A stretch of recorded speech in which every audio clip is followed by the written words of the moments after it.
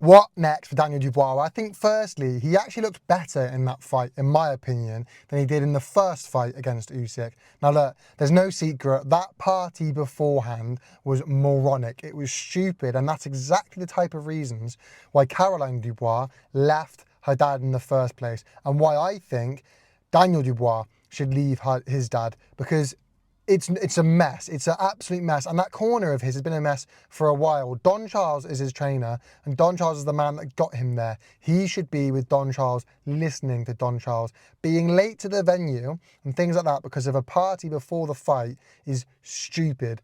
However, would it have changed the outcome of that fight?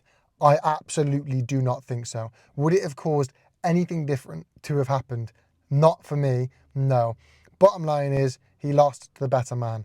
So, this isn't that video. What next for Dubois is the question. He's got a few options, right? I think initially, Joseph Parker. Why not Joseph Parker? Joseph Parker's a good boxer.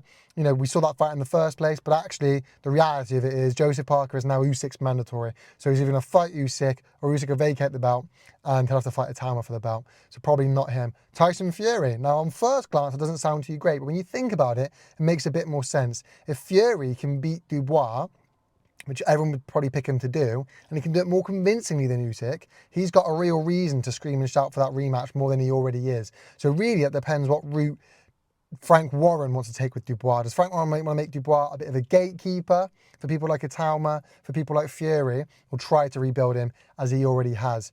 Other options, you've got the Fabio Wardley versus Justice Honey. You know, big puncher versus big puncher, or maybe a boxer who he can knock out just like Wardley did.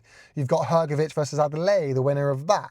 Maybe a rematch of Hrgovic, who's already beaten, put a real rubber stamp on that and correct the people that are giving him a bit of stick for that.